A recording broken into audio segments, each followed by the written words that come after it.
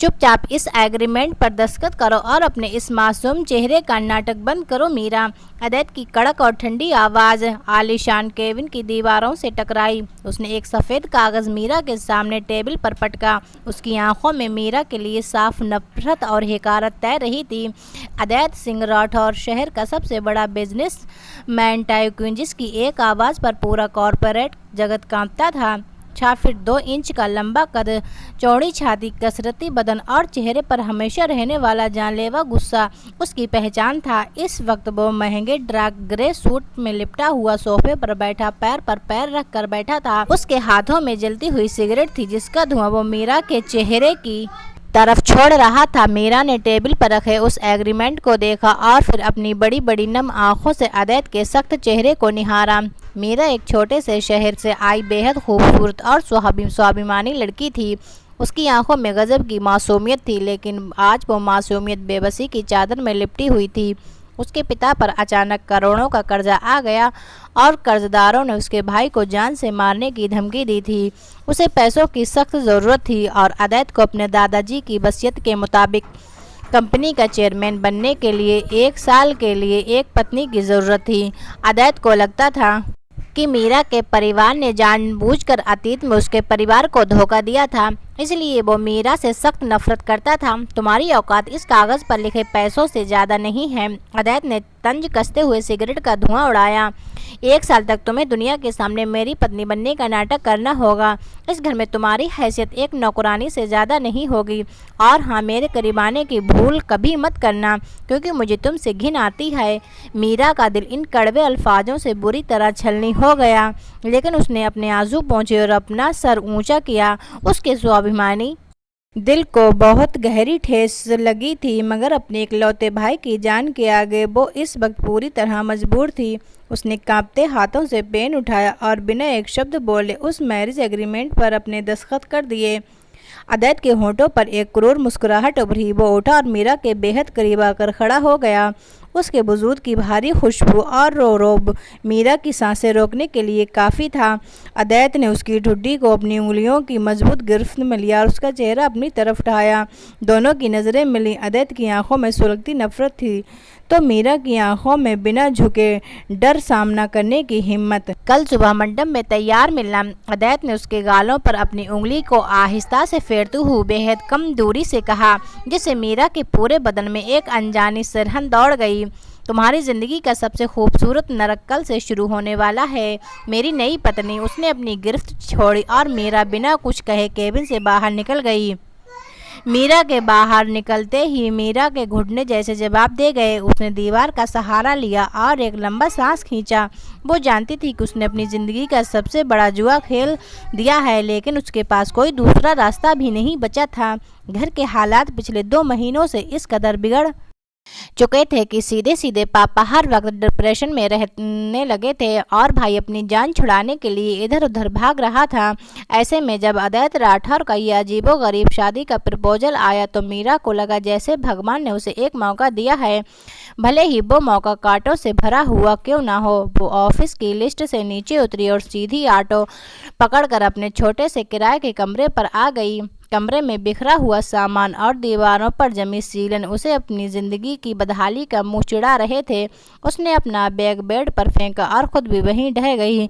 उसकी आंखों से आंसू मुसलसल बह रहे थे, मगर वो जानती थी कि कल से उसे मजबूत बनना होगा, क्योंकि कल से वो ऐसे इंसान के हवाले होने जा रही थी जो उससे बेइंतहा नफरत करता था। दूसरी तरफ अदैत अपने केबिन में अकेला खड़ा खिड़की से बाहर शहर के नज़ारों को देख रहा था। उसके हाथ में मौजूद सिगरेट अब पूरी तरह जलकर राख होने को थी, मगर उसका ध्यान कहीं और ही था। मीरा का वो सहमा हुआ लेकिन स्वाभिमान से भरा चेहरा बार बार उसकी आंखों के सामने घूम रहा था। तुमने जो खेल मेरे परिवार के साथ खेला था मीरा, आज उसका एक एक पल का हिस्सा मैं तुमसे उसी 1 साल में पूरा करूंगा। और अपने जबड़े भींचे और बचे हुए सिगरेट के टुकड़े को एस्ट्रे में बुरी तरह कुचल दिया। उसे अपने पापा की वो हालत याद आ रही थी जब मीरा के पिता की एक कथित गलती की वजह से उनके बिजनेस को करोड़ों का घाटा हुआ था और समाज में उनकी थूथू हुई थी। अदैत ने उसी दिन कसम खाई थी कि वो इस खानदान की हर एक खुशी को छीन लेगा, और आज किस्मत ने मीरा को खुद उसके दरवाजे पर लाकर खड़ा कर दिया था। रात भर दोनों ही सो नहीं पाए। एक तरफ नफरत की आग सुलग रही थी तो दूसरी तरफ मजबूरी के आंसू बह रहे। अगली सुबह शादी का मंडप हुआ, लेकिन वहां कोई रौनक नहीं थी। सिर्फ चंद गवाह और पंडित जी मौजूद थे, क्योंकि अदैत इस जबरदस्ती के रिश्ते का तमाशा दुनिया के सामने नहीं बनाना चाहता था। मीरा लाल जोड़े में लिपटी हुई मटनम में बैठी थी। उसकी आंखों में काजल के साथ आंसू घुले हुए थे, लेकिन चेहरे पर एक अजीब सा ठहराव था। जब अदैत शेरवानी पहने भारी कदमों से आकर उसके बराबर में बैठा तो उसके वजूद में उठने वाली कड़क खुशबू ने मीरा के दिल की धड़कनें तेज कर दी।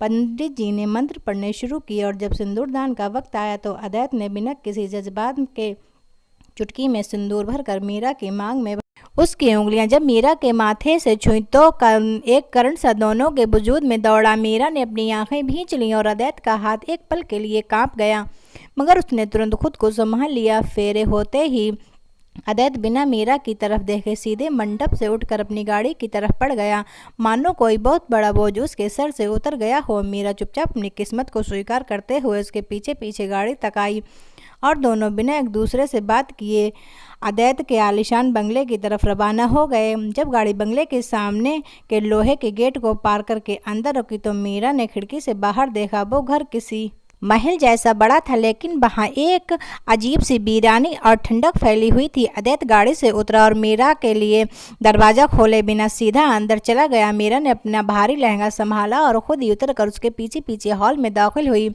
हॉल के बीचों बीच अदैत खड़ा था, और उसके साथ उसकी माँ रागनी देवी और छोटी बहन काव्या भी थी, जो मीरा के इस रूप को देखकर बहुत पूरी तरह हैरान हो गई। अदैत, ये क्या तमाशा है? क्या तुम इस मामूली लड़की को शादी करके घर ले आए? उसकी माँ रागनी देवी की आवाज़ में साफ नाराजगी और हकारत घुली हुई थी। अदैत ने माँ की तरफ देखा और बेहद ठंडे लहजे में बोला, मम्मी, ये सिर्फ 1 साल का सौदा है। दादाजी की वसीयत की शर्त पूरी करने के लिए मुझे इस लड़की का इस्तेमाल करना पड़ा। 1 साल बाद ये वहीं चली जाएगी जहां से आई है। मीरा के कान इन शब्दों को सुनकर सुन्न हो गए। उसे मालूम था कि ये एक एग्रीमेंट है, लेकिन इस तरह सबके सामने अपनी बेइज्जती सुनना उसके आत्मसम्मान पर बहुत बड़ा वार था। काव्या ने आगे बढ़कर मीरा का हाथ थामना चाहा, मगर रागनी देवी ने उसे आंखें दिखाकर वहीं रोक दिया। इस घर में इसकी जगह सिर्फ नौकरों के कमरे में होगी। ये हमारे साथ डाइनिंग टेबल पर नहीं बैठेगी। मीरा ने अपने आंसू रोके और अदैत की तरफ देखा, जो खामोशी से सिगरेट सुलगा रहा था। उसने उम्मीद की कि शायद अदैत कुछ कहेगा, मगर उसने सिर्फ नफरत भरी निगाह मीरा पर डाली। तुम्हारे रहने का इंतजाम ऊपर के कोने वाले स्टोर रूम के पास वाले कमरे में किया गया है। अपना सामान उठाओ और वहाँ दफा हो जाओ, अदैत ने धुआं कश छोड़ते हुए कहा। मीरा ने अपना सर ऊंचा किया और बिना कोई जवाब दिए बगैर अपना बैग उठाया और सीढ़ियों की तरफ बढ़ गई। उसकी पीठ को देखते हुए अदैत के दिल में एक अजीब सी कसमासाहट हुई, लेकिन उसने अपनी नफरत के आगे उस एहसास को तुरंत दबा दिया। कमरा छोटा था, पुराना था और बाहर तरफ धूल जमी हुई थी। खिड़की का एक कांच भी टूटा हुआ था, जिससे ठंडी हवा अंदर आ रही थी। मीरा ने भारी मन से अपना लाल जोड़ा बदला, एक साधारण सूती साड़ी पहन ली और कमरे की सफाई में जुट गई, क्योंकि वो टूटकर बिखरना नहीं चाहती थी। रात के करीब 11 बज चुके थे। मीरा को सुबह से भूख लगी थी, लेकिन वो नीचे जाने की हिम्मत नहीं पा रही थी। तभी कमरे के दरवाजे पर एक जोरदार लात पड़ी और दरवाज़ा पूरी ताकत से खुल गया। अदैत वहाँ खड़ा था। उसकी शर्ट के ऊपर के 2 बटन खुले हुए थे, बाल थोड़े बिखरे हुए थे और आंखों में गुस्सा साफ झलक रहा था। तो तुम यहाँ आराम कर रही हो? वो आगे बढ़ा और मीरा को बांह से पकड़कर दीवार की तरफ धकेल दिया। उसका भारी कसरती बदन मीरा के नाजुक वजूद पर दबाव बना रहा था, जिससे मीरा की सांसें पूरी तरह उखड़ गईं। अदैत जी, छोड़िए, मुझे बहुत दर्द रहा है। मीरा ने उसके मजबूत सीने पर अपने दोनों हाथ रखकर उसे पीछे धकेलने की कोशिश की, मगर अदैत अपनी जगह से टस से मस नहीं हुआ। दर्द? अभी तो दर्द की शुरुआत हुई है मीरा। तुम्हारे पिता ने मेरे परिवार को जो नाम खराब किया था, उसकी कीमत तुम्हें चुकानी होगी। उसने मीरा के चेहरे को बेहद करीब आकर कहा। उसकी गर्म सांसें मीरा के होठों को छू रही थी, जिसमें एक अजीब सी दीवानगी और तनाव कमरे में फैल गया। मेरे पापा बेकसूर हैं, उन्हें बिजनेस में फंसाया गया था, मीरा ने चिल्लाकर कहा। उसकी आंखों में आंसू निकलकर सीधे अदैत के हाथ पर गिरे। अदैत ने उन गर्म गर्म आंसुओं को अपने हथेली पर महसूस किया। उसका दिल एक पल के लिए बुरी तरह पसीजा, उसने अपनी नफरत को याद किया और अपनी पकड़ और मजबूत कर ली। झूठ मत बोलो, कल सुबह से तुम इस घर के सारे काम करोगी। सभी नौकरों को 1 साल की छुट्टी दे दी गई है और एक काम में भी गलती हुई तो तुम्हारे भाई के पैर कटवा दूंगा। उसने झटके से अपनी गिरफ्त छोड़ी और मीरा को जमीन पर गिरता हुआ छोड़कर पैर पटकते हुए बाहर निकल गया। मीरा वहीं फर्श पर बैठकर सिसक सिसक कर रोने लगी, मगर उसके दिल में एक बात साफ थी कि वो नफरत के आगे कभी घुटने नहीं टेकेगी। अगली सुबह ठीक 5 बजे मीरा की आंखें खुल गईं। उसके पूरे बदन में कल रात के सीधे फर्श पर सोने की वजह से मीठा मीठा दर्द हो रहा था, मगर उसने एक गहरी सांस ली। भगवान के आगे हाथ जोड़े अपने आंसुओं को पोंछकर खड़ी हो गई। उसने हल्के नीले रंग की एक साधारण सूती साड़ी पहनी, बालों का एक ढीला सा जूड़ा बनाया और बिना कोई आवाज़ की सीढ़ियों से नीचे रसोई की तरफ उतर गई। पूरा बंगला इस वक्त गहरे सन्नाटे में डूबा हुआ था। मीरा ने रसोई में जाकर देखा तो वहां कल रात के कुछ बर्तन और सारा सामान बिखरा पड़ा था, क्योंकि अदैत ने वाकई सारे नौकरों को हटा दिया था। उसने बिना किसी शिकायत के सबसे पहले झाड़ू उठाई, पूरे हॉल और रसोई को साफ किया और फिर चूल्हा जलाकर नाश्ते की तैयारी में जुट गई। उसे देहाती और सादा खाना बहुत अच्छा बनाना आता था, लेकिन उसने पोहा, गरम गरम आलू के पराठे और अदरक वाली कड़क चाय तैयार की। सुबह के ठीक 8 बजे सीढ़ियों से भारी कदमों की आवाज़ सुनाई दी। अदैत हमेशा की तरह अपने कड़क और रफ्तार अंदाज में नीचे आ रहा था। आज उसने गहरे नीले रंग की 3 पीस सूट पहन रखा था, वाल करीने से सजे हुए थे और चेहरे पर वही चिड़चिड़ापन संजीदगी थी। जैसे ही वो ड्रिंक एरिया में पहुंचा, उसकी नाक में पराठों और शुद्ध देसी घी की खुशबू आई। उसने देखा कि मीरा ड्राइंग टेबल पर निपुणता से प्लेटें सजा रही थी। अदैत को देखकर मीरा एक पल के लिए रुकी, फिर उसने नजरें झुका ली। ठीक उसी वक्त रागिनी देवी और काव्या भी नीचे आ गईं। काव्या ने जब टेबल पर इतना सारा स्वादिष्ट नाश्ता देखा तो उसके मुंह में पानी आ गया। वाह भाई, खुशबू तो पूरे घर में महक रही है। काव्या जैसे ही कुर्सी खींचकर बैठने लगी, रागिनी देवी ने उसका हाथ पकड़कर झटके से पीछे कर दिया। बैठने की कोई ज़रूरत नहीं है काव्या, पता नहीं इस छोटे शहर की लड़की ने इसमें क्या मिलाया है। अदैत, तुम इसके हाथ का बना खाना मत खाना। रागिनी देवी की आवाज़ में साफ कड़वाहट थी। मीरा के हाथ में जो चाय की केतली थी एक पल के लिए कांपी, लेकिन उसने खुद पर काबू रखा। अदैत ने मीरा के उस थके हुए चेहरे को देखा, जिस पर सुबह की मेहनत की वजह से पसीने की छोटी छोटी बूंदें चमक रही थीं। मम्मी सही कह रही हैं, मुझे इस घर में नाश्ते करने की कोई आदत नहीं है। मेरा टिफ़िन पैक करो मीरा, मैं ऑफिस जाकर ही खाऊंगा। अदैत ने रूखेपन से कहा और अपनी घड़ी देखते हुए बाहर की तरफ बढ़ गया। मीरा ने बिना कुछ कहे एक स्टील का टिफ़िन निकाला, जिसमें पराठे और पोहा पैक किया और एक साफ कपड़े में लिपेट कर सीधा बाहर की तरफ भागी। अदैत जैसे ही अपनी गाड़ी का दरवाज़ा खोलने लगा, मीरा ने पीछे से आवाज़ दी, अदैत जी आपका टिफ़िन। अदैत रुका। उसने पलटकर मीरा को देखा, जो धूप की रोशनी में और भी ज़्यादा गहरी लग रही थी। उसने झटके से टिफ़िन उसके हाथ से छीना और गाड़ी के अंदर फेंक दिया। शाम को घर आने पर पूरा बंगला चमकना चाहिए, वरना याद रखना जो मैंने कल रात कहा था। वो गाड़ी में बैठा और धूल उड़ाता हुआ गेट से बाहर निकल गया। मीरा वहीं खड़ी रही जब तक कि उसकी गाड़ी आंखों से ओझल नहीं हो गई। दोपहर के करीब 1 बज रहे थे। अदैत अपने आलीशान केबिन में बैठा एक बहुत बड़ी विदेशी कंपनी के साथ डील साइन करने की तैयारी कर रहा था। उसके साथ उसकी सेक्रेटरी और शहर की मशहूर मॉडल नताशा भी बैठी हुई थी, जो रॉटर ग्रुप की नई ब्रांड इन्वेस्टर बनने वाली थी। नताशा अदैत के बेहद करीब सोफे पर बैठी थी और जानबूझकर अपना हाथ उसके कंधे पर टिकाए हुए थे। अदैत को ये सब पसंद नहीं था, लेकिन बिजनेस की खातिर वो खामोश था। ठीक उसी वक्त केबिन का दरवाज़ा बिना दस्तक दिए खुला और मीरा अंदर दाखिल हो गई। उसके हाथ में एक छोटा सा बैग था, जिसमें वो अदैत की दवाइयाँ और कुछ ज़रूरी कागजात लेकर आई थी, जो अदैत सुबह घर पर ही भूल आया था। मीरा को इस हालत में देखा नताशा ने अपनी भौहें सिकोड़ ली। मीरा एक साधारण सी हरी साड़ी पहन रखी थी, चेहरे पर कोई मेकअप नहीं था और आंखों में भी सादगी थी। अदैत, ये देहाती लड़की कौन है? तुम्हारी नई नौकरानी? इसे तमीज़ नहीं है कि बड़े लोगों के केबिन में कैसे आते हैं? नताशा ने मीरा के ऊपर नीचे तक हालत देखते हुए कहा। अदैत ने मीरा की तरफ देखा। उसकी आंखों में एक पल के लिए अजीब सी कसमसाहट हुई, लेकिन अपनी माँ की बातें और पुरानी नफरत याद करके उसने अपना दिल कड़ा कर लिया। तुम यहाँ क्या कर रही हो मीरा?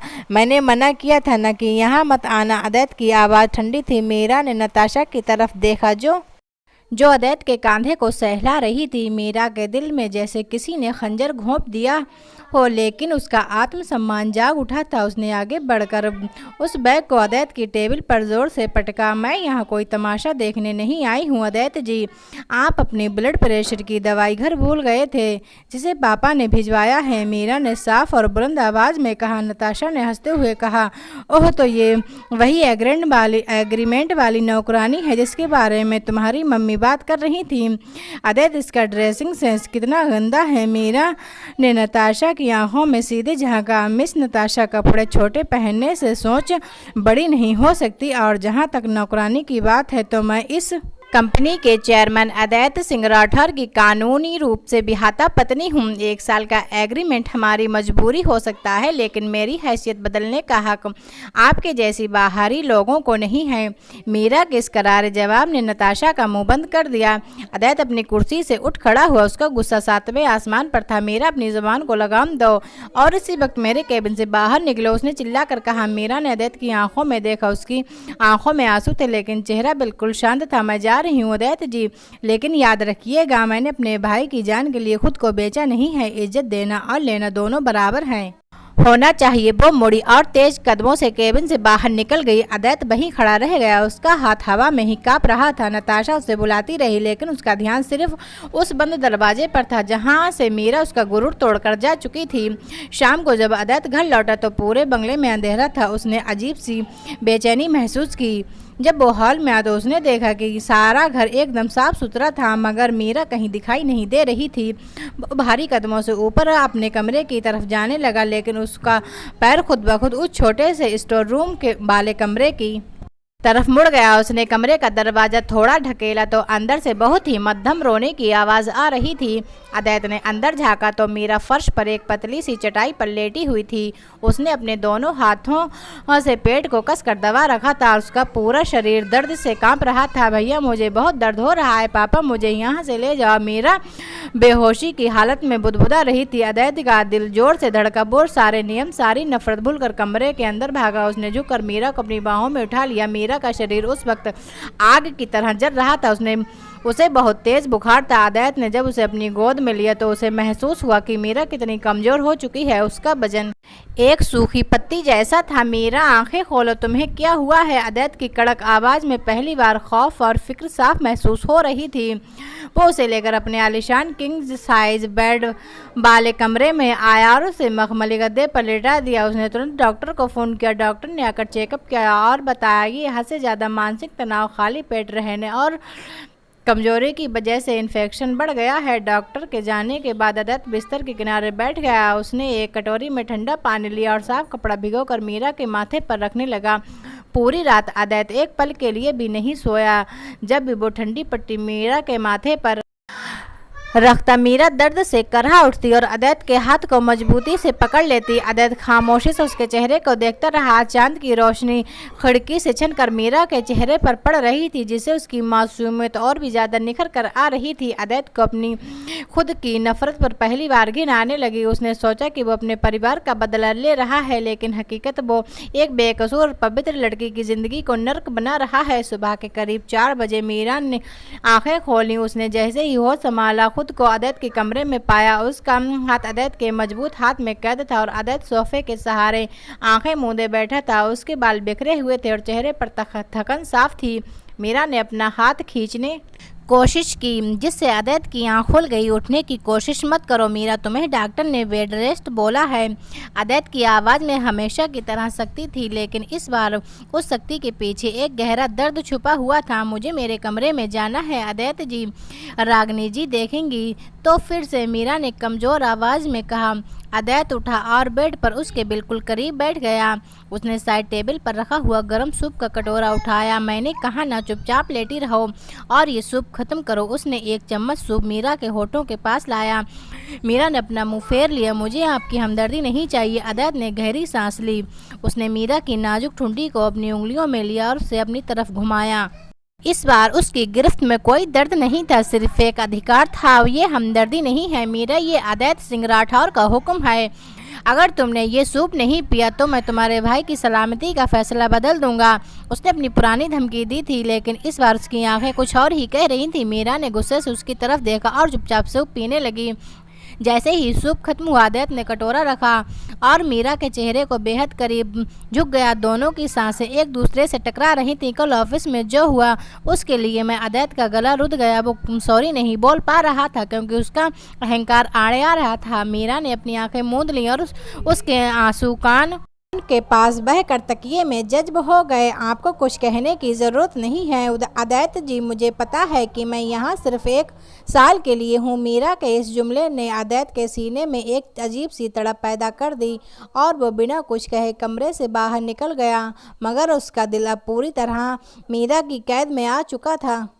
इस घटना के बाद बंगले का माहौल धीरे धीरे बदलने लगा। अदैत ऑफिस से सीधे घर आने लगा था और उसका रवैया मीरा के प्रति काफ़ी नर्म हो चुका था। वो अब मीरा पर चिल्लाता नहीं था, बल्कि जब भी मीरा घर के कामों में मशरूफ़ होती, अदैत दूर खड़ा खामोशी से उसे देखता रहता। मीरा की पायल की छनक अब अदैत के इस बंजर दिल में संगीत की तरह गूंजने लगी थी। काव्या भी अब अक्सर मीरा के साथ किचन में बैठ जाती और दोनों मिलकर बातें करती, जिससे घर की वीरानी कम होने लगी थी। एक शाम मौसम अचानक बदल गया। तेज बारिश होने लगी और पूरे शहर की बत्ती गुल हो गई।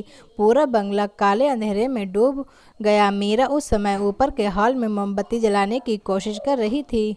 उसी वक्त आदित्य भी कमरे से बाहर निकला। अंधेरा इस कदर गहरा था कि दोनों को एक दूसरे का अंदाजा नहीं हुआ। मीरा जैसे ही मुड़ी, उसका पैर सीढ़ी के कालीन में उलझ गया। वो सीधे नीचे गिरने वाली थी कि तभी अंधेरे में 2 मजबूत हाथों ने उसकी कमर को हवा में दबोच लिया। आदित्य ने फुर्ती से मीरा को अपनी तरफ खींचा और उसे अपने चौड़े सीने से सटा लिया। मीरा का वजूद डर के मारे कांप रहा था और उसकी दोनों हथेलियां आदित्य के कसरती सीने पर जमी हुई थीं। आदित्य ने अपनी पकड़ और मजबूत कर ली। उसने मीरा को खुद के इतना करीब खींच लिया कि दोनों की दिलों की धड़कन आपस में टकराने लगी। बारिश की बूंदों की आवाज़ और उन दोनों की गहरी सांसें इस सूने हॉल में एक नया रोमांस पैदा कर रही थी। आदित्य की कड़क और महंगी कालोन की खुशबू मीरा के दिमाग पर हावी होने लगी। आदित्य जी छोड़िए, कोई देख लेगा। मीरा की आवाज़ बेहद मध्यम और कांपती हुई निकली। आदित्य ने अपना चेहरा मीरा के चेहरे के इतना करीब लिया कि उसके होंठ मीरा के गालों को छूने लगे। कोई नहीं देख रहा है मीरा, और अगर देख भी ले तो तुम मेरी पत्नी हो। आदित्य की आवाज़ में एक अजीब सा नशा था। उसकी उंगलियां मीरा के नंगन कमर पर रेंगने लगीं, जिससे मीरा के पूरे बदन में एक बिजली सी दौड़ गई। आदित्य ने आहिस्ता से अपने होंठ मीरा के कान के पास टिकाए। तुमने मेरे पूरे वजूद को पागल कर दिया है मीरा, मैं अपनी ही नफरत की आग में जल रहा हूँ। मीरा ने बेख्तियार आदित्य के कुर्ते को अपने हाथों में कसकर भींच लिया। वो चाहकर भी आदित्य के इस जादू से दूर नहीं हो पा रही थी। ठीक उसी वक्त बिजली वापस आ गई और पूरे हॉल रोशनी में नहा गया। मीरा ने शर्मा कर अपना चेहरा आदित्य के सीने में छुपा लिया, मगर आदित्य ने उसे छोड़ा नहीं। उसने अपनी उंगलियों से मीरा का चेहरा ऊपर उठाया। मीरा की आंखें झुकी हुई थी और उसके गाल शर्म से लाल हो चुके थे। आदित्य उसके गुलाबी होठों की तरफ झुकने ही बाला तक कि नीचे से रागिनी देवी के खांसने की आवाज़ आई। मीरा ने झटके से खुद को आदित्य से अलग किया और भागती अपने कमरे में चली गई। आदित्य वहीं खड़ा अपने होठों को चबाता रहा। उसके दिल में अब मीरा को हमेशा के लिए अपना बनाने की चाहत पूरी तरह जाग चुकी थी। समय अपनी रफ्तार से चलता रहा और देखते देखते 11 महीने और 3 हफ्ते बीत गए। अब एग्रीमेंट का आखिरी हफ्ता बचा था। आदित्य और मीरा के बीच एक बेहद खूबसूरत लेकिन खामोश रिश्ता बन चुका था। दोनों एक दूसरे से बेपनाह मोहब्बत करने लगे थे, मगर दोनों में से किसी ने भी अपने दिल की बात जुबान पर नहीं लाई थी। आदित्य अब मीरा के लिए सुंदर सुंदर साड़ियाँ, झुमके और उसकी पसंद की चीज़ें लाता और मीरा भी आदित्य के हर आराम का पूरा ख्याल रखती। लेकिन जैसे जैसे आखिरी दिन करीब आ रहा था, मीरा का दिल बैठने लगा था। उसे पता था कि 1 साल पूरा होते ही उसे ये घर, ये खुशियाँ और आदित्य को छोड़कर हमेशा के लिए जाना होगा। एक रात आदित्य जब एक बहुत बड़ी मीटिंग खत्म करके देर से लौटा तो उसने देखा मीरा के कमरे की लाइट जल रही है। वो आहिस्ता से उसके कमरे की तरफ बढ़ा। अंदर का नज़ारा देखकर आदित्य के पैर तले से जमीन खिसक गई। मीरा फर्श पर बैठी हुई थी और अपने पुराने सूटकेस में अपने कपड़े पैक कर रही थी। उसकी आंखों से आंसू लगातार बह रहे थे। वह अपनी शादी का लाल जोड़ा हाथ में लिए उसे चूम रही थी। आदित्य का गुस्सा और डर एक साथ भड़क उठा। वो तेजी से अंदर दाखिल हुआ और मीरा के हाथ से उस लाल जोड़े को झटके से छीन लिया। ये सब क्या बकवास है मीरा, तुम ये सामान क्यों पैक कर रही हो? आदित्य की आवाज में एक अजीब सी चीख और घबराहट थी। मीरा खड़ी हुई और उसने अपने आंसू पोंछे और आदित्य की आंखों में देखा। अगले ही 2 दिनों में 1 साल पूरा हो रहा है। आदित्य जी, हमारा एग्रीमेंट खत्म हो चुका है। मेरे पापा का सारा कर्जा उतर गया है और मेरा भाई अब पूरी तरह सुरक्षित है। अब मेरा यहाँ रहने का कोई हक नहीं है, मीरा ने भर्राई आवाज में कहा। आदित्य ने उस सूटकेस को लात मारकर दूर फेंक दिया, जिससे सारा सामान कमरे में बिखर गया। तुम कहीं नहीं जा रही हो मीरा, तुम इस घर को छोड़कर जाने क्या सोच भी कैसे सकती हो? वो चिल्लाया और उसने मीरा के दोनों कंधों को पकड़कर उसे झटके से अपनी तरफ खींच लिया। क्यों नहीं जा सकती? आपने ही तो इस कागज़ पर लिखा था कि 1 साल के बाद मेरी इस घर में कोई जगह नहीं होगी। आपने ही कहा था कि आपको मुझसे घिन आती है। मीरा ने भी इस बार अपने दिल का सारा गुबार निकाल दिया और आदित्य के सीने पर अपनी मुट्ठियां मारनी शुरू कर दी। आदित्य ने मीरा के दोनों हाथों को पकड़ा और उन्हें अपने दिल पर रख दिया, जहाँ उसकी धड़कनें किसी एक्सप्रेस ट्रेन की तरह भाग रही थीं। वो आदित्य अंधा था मीरा, वो नफरत की आग में पागल था, लेकिन आज जो आदित्य तुम्हारे सामने खड़ा है वो तुम्हारे बिना एक पल भी जिंदा नहीं रह सकता। आदित्य की आंखों में पहली बार आंसू गिरे जो मीरा के हाथों पर टपक गए। मीरा साकिब रह गई। उसने कभी सोचा नहीं था कि शहर का सबसे बड़ा और कड़क बिजनेसमैन उसके सामने इस तरह रोएगा। आदित्य के बिना एक पल गवाए मीरा के चेहरे को अपने दोनों हाथों में लिया और बेहद शिद्दत, जुनून और बेपनाह मोहब्बत के साथ उसके होंठों पर अपने होंठ रख दिए। वो उनका पहला और सबसे गहरा रोमांटिक किस था। आदित्य के होठों में पछतावा, तड़प और मीरा को कभी न होने की कसम घोली हुई थी। मीरा ने एक पल के लिए प्रतिरोध किया, लेकिन आदित्य के इस सच्चे समर्पण के आगे वो खुद को रोक नहीं पाई। उसने अपनी आंखें बंद कर लीं और अपनी बाहें आदित्य के गले में डाल दी। दोनों इस कदर एक दूसरे में खो गए जैसे दुनिया का कोई वजूद ही न हो। जब आदित्य को अपने होंठ हटाए तो उसने मीरा के माथे को चूमते हुए कहा, मुझे छोड़कर मत जाओ मीरा, मैं तुम्हारे पैरों में गिरकर माफ़ी मांगने को तैयार हूँ। मुझे तुमसे बेपनाह जुनूनी प्यार हो गया है। मीरा ने मुस्कुराते हुए अपनी आंखों से आंसू साफ किया और आदित्य के सीने में अपना सर टिका दिया। मैं आपको छोड़कर कभी नहीं जाऊंगी आदित्य जी, क्योंकि मैं आपसे बहुत प्यार करती हूँ। अगली सुबह आदित्य ने पूरे शहर के मीडिया और बिजनेस जगत के बड़े बड़े लोगों को अपने बंगले पर आमंत्रित किया। रागिनी देवी और नताशा भी वहां मौजूद थीं। आदित्य स्टेज पर आया और अब उसने मीरा का हाथ पकड़कर उसे सबके सामने खड़ा किया। आज मैं सबके सामने एक बहुत बड़ा ऐलान करना चाहता हूँ। ये मेरी पत्नी मीरा आदित्य सिंह राठौड़ है। ये सिर्फ इस घर की बहू नहीं है, बल्कि आज से राठौर ग्रुप ऑफ इंडस्ट्रीज की 50% की मालकिन है। हमारी शादी किसी सौदे के तहत नहीं, बल्कि सच्चे प्यार की बुनियाद पर हुई है।